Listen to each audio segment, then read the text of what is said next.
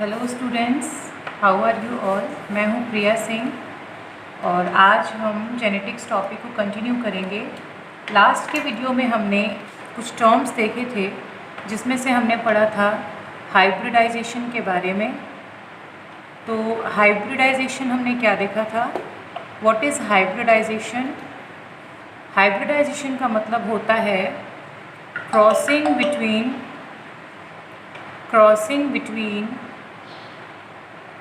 two parents of different varieties,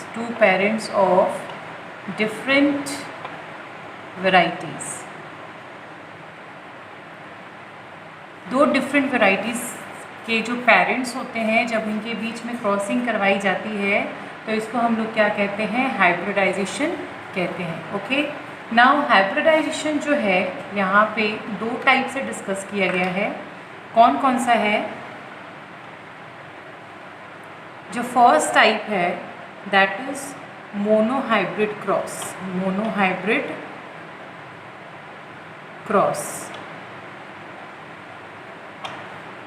और जो second यहाँ पे है दैट इज़ डाईहाइब्रिड क्रॉस। तो ये दो टाइप है, monohybrid cross and dihybrid cross. जब मोनोहाइब्रिड क्रॉस क्या होता है, मोनोहाइब्रिड क्रॉस जो होता है when crossing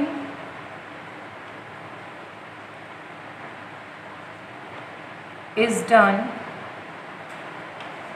between one pair of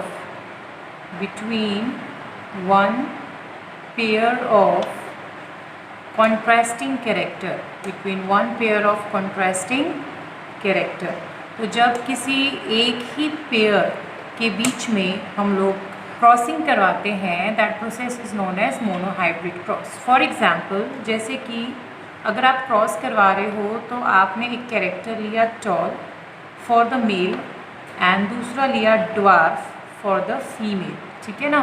तो यहाँ पे जो आपने एक ही कैरेक्टर को कंसीडर किया है, फीमेल के केस में भी एक ही कैरेक्टर कंसीडर किया है, तो this type of cross is known as monohybrid cross. When we talk about the dihybrid cross, तो डाईहाइब्रिड क्रॉस क्या होता है, when crossing is made between two pair of contrasting character, जब हम दो पेयर्स के बीच में क्रॉसिंग करवाते हैं, that cross is known as dihybrid cross. For example, जैसे कि आपने राउंड एंड येलो ये दो कैरेक्टर ले लिया फॉर द मेल, इसी तरीके से ग्रीन एंड रिंकल्ड आपने ले लिया फॉर द फीमेल। ओके, तो डाईहाइब्रिड क्रॉस में राउंड एंड येलो दो पेयर हो गए, इसी तरीके से फीमेल में ग्रीन एंड रिंकल्ड हो गए, ये दो पेयर हो गए। तो when a two pair of contrasting character is taken into consideration, that is known as dihybrid cross, and when we consider only one pair of character, this is known as monohybrid cross. Clear everyone? Now let's take the first topic, that is monohybrid cross. So now let's talk about monohybrid cross.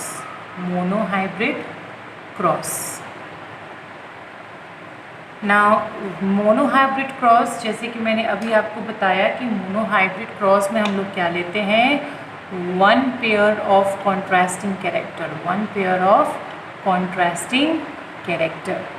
तो on the basis of this monohybrid cross, Mendel proposed two law, ठीक है ना।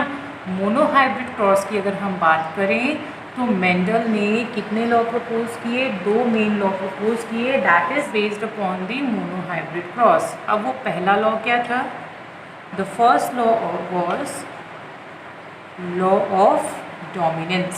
पहला law क्या था, law of dominance, and the second law was law of purity of gametes, या फिर आप कह सकते हो law of segregation law of segregation. अगर मैं हिंदी में बोलूँ तो लॉ ऑफ डोमिनेंस को हम लोग कहते हैं प्रभाविता का नियम। क्या कहते हैं? प्रभाविता का नियम। हिंदी में इसको बोलेंगे प्रभाविता का नियम। इसी प्रकार से law of purity of gametes को हम लोग हिंदी में कहते हैं पृथक्करण का नियम। पृथक्करण का नियम। तो ये जो दो लॉ थे that was proposed by Mendel on the basis of monohybrid cross. तो सबसे पहले हम लोग बात कर लेते हैं कि what is law of dominance, जिसे फर्स्ट लॉ भी कहा जाता है। फर्स्ट हम लोग देख लेते हैं law of dominance. Now what is law of dominance? Law of dominance क्या होता है? This law states that when a cross is made between two parents, जब हम किसी दो पेरेंट्स के बीच में क्रॉसिंग करवाते हैं, then only one allele expresses itself. Only one allele expresses itself F1 generation and prevent the expression of other allele. Prevent the expression of other allele. So ये law क्या कहता है? When a cross is made between two parents, then only one allele expresses itself in F1 generation and prevent the expression of other alleles. अब इसी को हम लोग example के रूप में समझ लेते हैं। जैसे एग्जाम्पल की मैं अगर बात करूँ तो सपोज़ हम यहाँ पे दो पेरेंट्स के बीच में क्रॉस करवा लेते हैं। नाउ अब हम पेरेंट्स की अगर बात करते हैं तो पेरेंट्स को कंसीडर करेंगे। तो हमने यहाँ पे एक कैरेक्टर लिया कैपिटल टी, जिसे हमने डिनोट किया टॉल के लिए, और हमने क्रॉस करवाया एक फीमेल से जो है स्मॉल टी, जो है ड्वार्फ। नाउ स्टूडेंट्स, ये होमोजाइगस टॉल है एंड ये होमोजाइगस ड्वार्फ है। Then gametes formation will takes place. यहाँ पे किसकी फॉर्मेशन होगी? गैमेट्स की फॉर्मेशन होगी। यहाँ से कैपिटल टी जो है वो फॉर्म करेगा और यहाँ से स्मॉल टी जो है वो फॉर्म करेगा। When hybridization is done between the two parents, जब दोनों के बीच में हम क्या करेंगे? हाइब्रिडाइजेशन करेंगे। क्या करेंगे? हाइब्रिडाइजेशन। तो हाइब्रिडाइजेशन के रिजल्ट में यहाँ पे जो हमारे पास रिजल्ट मिलेगा that is capital T and small T. Now this capital T and small t is known as hybrid tall. This capital T and small t is known as hybrid tall, and this is known as F1 generation. ये क्या होता है? F1 generation है। तो आपने यहाँ पे note किया कि यहाँ पे जो F1 generation में जो रिजल्ट आया है that the plant is tall. This is hybrid because it is the mixture of two alleles, tall and dwarf.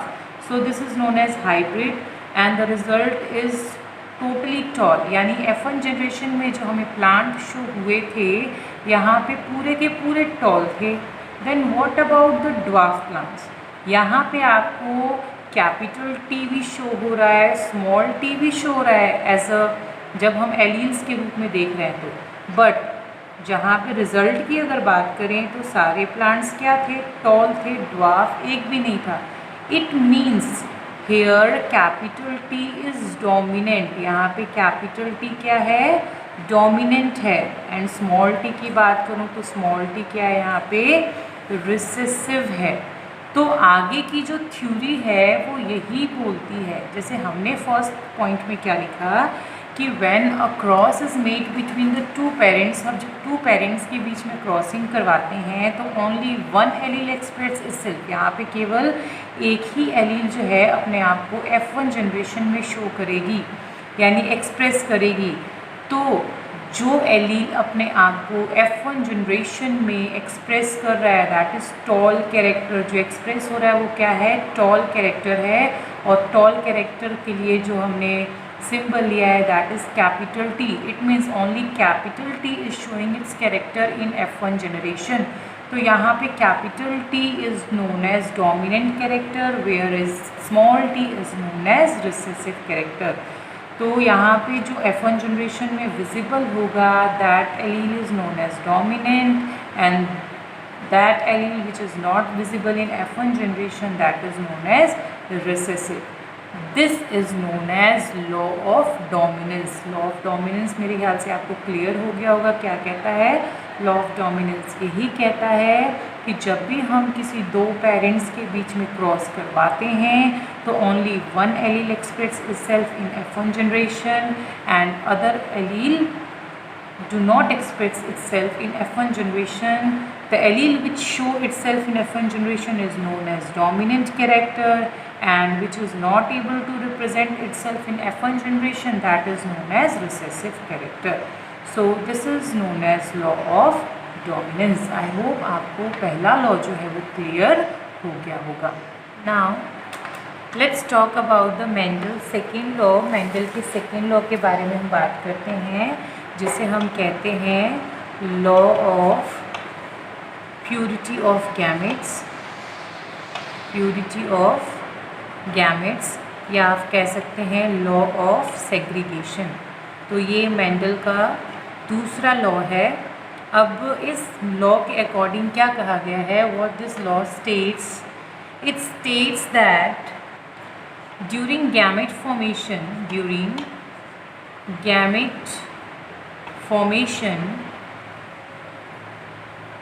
pair of allele controlling each character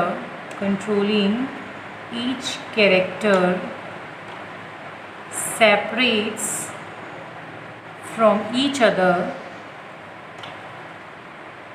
and carries only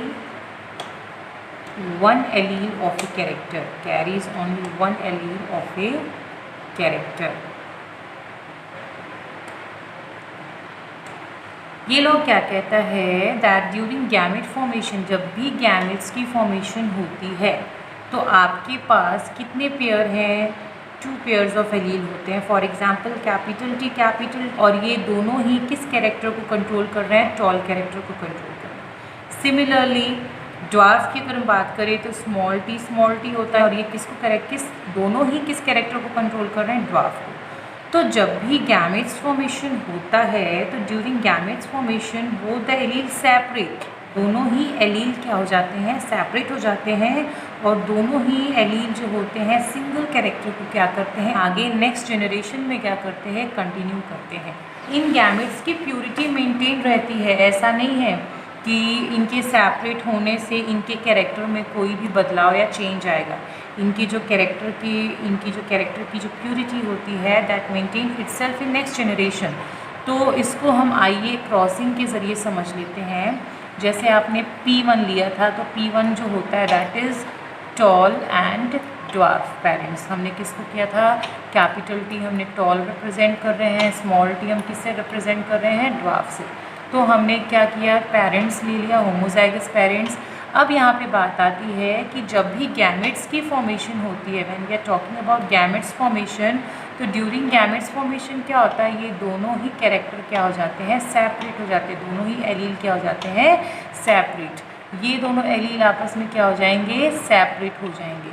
और इनमें से एक ही allele जो है वो नेक्स्ट जनरेशन में क्या होगा, क्रॉस करेगा. यानी suppose this allele from this parent and this allele from this parent hybridize itself, और यहाँ पे जो कैरेक्टर बनेगा that is capital T and small t. तो यहाँ पे बोला गया है कि यहाँ पे during gametes formation both the allele separate and carry only one allele of a character to the next generation. अब इसका रेशो फाइंड आउट करने के लिए ये जो है दैट इज़ F1 जनरेशन, इसको हम लोग क्या कहते हैं, F1 जनरेशन. मेंडल ने क्या करवाया, सेल्फ पॉलिनेशन करवाया, सेल्फ क्रॉसिंग करवाई, और सेल्फ पॉलिनेशन करवाने के बाद इन्होंने F2 जनरेशन कैरी आउट किया. तो जब F2 जनरेशन कैरी आउट किया तो उन्होंने क्या रिज़ल्ट देखा, उन्होंने रिजल्ट देखा that the male having capital T small T and female having capital T small T, तो यहाँ पे क्रॉसिंग करने के बाद capital T small T, similarly इसको इनके साथ क्रॉस करवाएंगे तो capital T small T, then this T will be cross with this T capital small T, okay. तो यहाँ पे कैपिटल टी जो है वो टॉल को रिप्रेजेंट कर रहा है। इसी प्रकार से यहाँ पे कैपिटल टी स्मॉल टी जो है वो हाइब्रिड टॉल को रिप्रेजेंट कर रहे हैं। यहाँ पे capital T small T hybrid tall को रिप्रेजेंट कर रहे हैं। इसी प्रकार से स्मॉल टी जो है वो ड्वार्फ को रिप्रेजेंट कर रहा है। तो जब यहाँ पे हम phenotypic, this is known as F2 generation, ये क्या है, F2 जनरेशन की बात हो रही है। तो जब हम इसका रेशो निकालेंगे जो आपने पढ़ा था phenotype ratio and genotype ratio, तो when we talk about the phenotype ratio, जब हम फिनोटाइप रेशो की बात करते हैं तो जो फिनोटाइप रेशो आपका आएगा, अब फिनोटाइप क्या होता है मैंने आपको बताया था, जो बाहर का ऑब्जर्वेबल कैरेक्टर होता है, जो आपको फिजिकल कैरेक्टर बाहर से दिखाई दे रहा है। मीन्स आपको यहाँ पे दो टाइप के प्लांट्स दिख रहे हैं, एक तो आपको दिख रहा है टॉल और दूसरा आपको क्या दिख रहा है, ड्वार्फ। तो टॉल प्लांट यहाँ पे अगर हम कंसीडर करें तो कितने हैं, 1, 2 and 3, there are total 3 tall plants. और when we are talking about dwarf plant, तो यहाँ पे ड्वार्फ प्लांट कितने हैं, 1। तो यहाँ पे जो फिनोटाइप रेशो निकलेगा दैट इज़ 3:1। जब हम यहाँ पे जीनोटाइप रेशो की बात करेंगे, तो जो आपका जीनोटाइप रेशो है वहाँ पे हम जीन्स कंसीडर करते हैं। तो यहाँ पे आपको 3 टाइप के जीन्स दिखाई दे रहे हैं, that is capital T small T and small T. तो 3 टाइप के आपको जीन्स यहाँ पे दिख रहे हैं। तो यहाँ पे जो आपका रेशो निकलेगा दैट इज़ कैपिटल टी कितने हैं, ओनली 1, तो रेशो क्या हो गया 1। कैपिटल टी स्मॉल टी कितने हैं, 1 और 2, तो यहाँ पे रेशो हो गया 2। एंड स्मॉल टी कितना है, यहाँ पे ओनली 1 है, तो रेशो क्या हो जाएगा आपका 1। So the genotype ratio will be 3:1। जो आपका जीनोटाइप रेशो होगा दैट इज़ वो क्या होगा 3:1, और आपका फिनोटाइप रेशो जो होगा वो क्या होगा 1:2:1। So this is the main ratio. ये जो रेशो है वो किसी भी मोनोहाइब्रिड क्रॉस के लिए क्या है, बिल्कुल करेक्ट है। यानी आप कोई भी मोनोहाइब्रिड क्रॉस करवाते हैं तो उसमें जो फिनोटाइप रेशो होगा वो यही होगा 3:1, और जो जीनोटाइप रेशो होगा वो यही होगा 1:2:1। So this is known as law of purity of gametes. यानी law of purity of gametes क्या कहता है कि जब भी यहाँ पे गैमेट्स की फॉर्मेशन होती है तो ये गैमेट्स सेपरेट होने के बाद भी अपनी प्योरिटी मेंटेन रखते हैं और इनके कैरेक्टर्स अफेक्ट नहीं होते। जैसे कि यहाँ पे जब गैमेट्स सेपरेट हुए और एक एलील पास हुआ नेक्स्ट जनरेशन में, तो जो डोमिनेंट कैरेक्टर था उसने अपने आप को क्या दिखाया, टॉल दिखाया। इसी प्रकार से जब हमने F2 जनरेशन निकाला तो F2 जनरेशन में भी जो गैमेट्स थे वो क्या हो गए, सेपरेट हो गए, और सेपरेटली उन्होंने हाइब्रिडाइजेशन की, और उसमें भी जो कैरेक्टर शो हुआ वो उन एक ही एलील्स की वजह से दिखाई दिया। तो कहने का मतलब ये है दैट ड्यूरिंग गैमेट फॉर्मेशन जो एलील्स होते हैं वो एक दूसरे से सेपरेट हो जाते हैं, और एक ही एलील जो होता है वो एक कैरेक्टर को क्या करता है, नेक्स्ट जनरेशन में पास करने का काम करता है। Okay, so this is known as law of purity of gametes. I hope आपको दोनों लॉज क्लियर हो गए होंगे, that law of segregation and law of dominance.